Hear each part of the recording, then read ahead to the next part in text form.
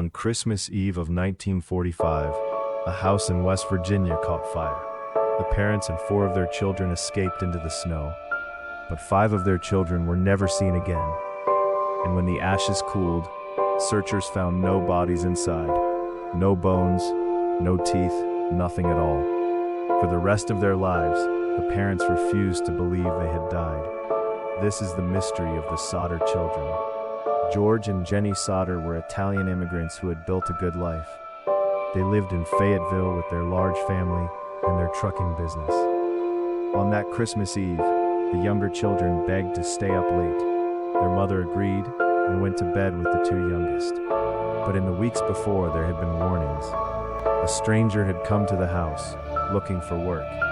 He pointed at the fuse boxes and said they would cause a fire someday. An insurance salesman had grown angry when George refused to buy a policy. He warned that the house would go up in smoke and that George's children would be destroyed. George had spoken out against a powerful local figure that year. He wondered later if he had made a dangerous enemy. Just after midnight, the phone rang. Jenny answered.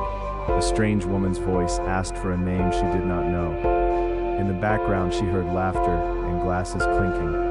She hung up, confused, and went back to bed. Not long after, she woke to the smell of smoke.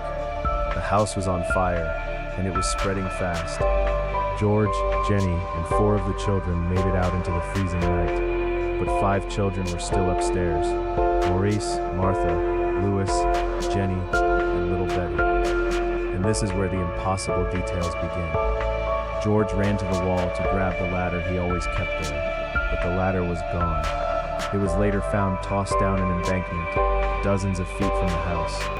He tried to start his 2 coal trucks to drive them up to the window.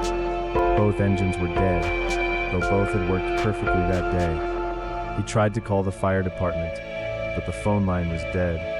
A repairman later found that the line had not burned. It had been cut. The fire department itself did not arrive for hours. By then, the house had already burned to the ground. The next morning, the family searched the ashes for their children, and they found nothing that belonged to 5 human beings.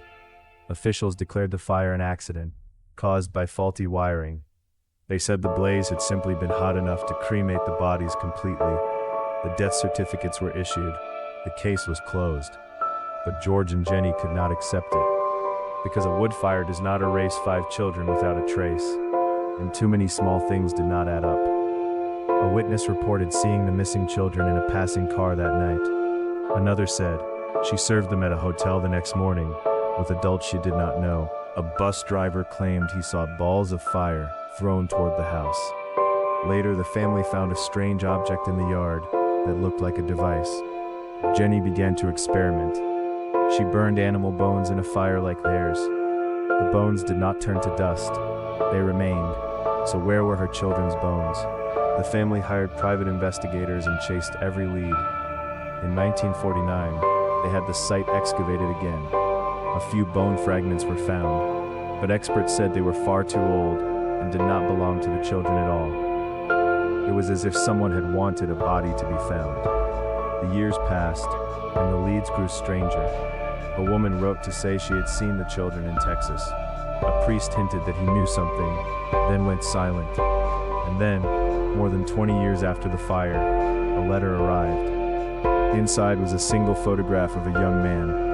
On the back was a short, cryptic note. The man in the photo looked exactly like their son Louis, grown older. The parents were never the same again. And beside the highway, on Route 16, they put up an enormous billboard. It showed the faces of their 5 missing children, and it asked the world, in plain words, for the truth. That billboard stood for decades. George died still searching, and Jenny kept the sign up until her own death in 1989. Even the FBI had looked at the case and then stepped away. To this day, no one has ever proven what happened. If the 5 children died in that fire, why was there nothing left of them? And if they lived, where did they go? And who took them on Christmas Eve? The threats before the fire, the cut phone line, the vanished ladder, the dead engines, the strange calls, the photograph in the mail. None of it has ever been explained. The house was gone, the case was closed, but the questions never were. Somewhere between a Christmas fire and an empty pile of ash, 5 children simply disappeared from the world, and their families spent the rest of their lives with one impossible thing to carry. They never knew if they were mourning the dead or searching all along for the living.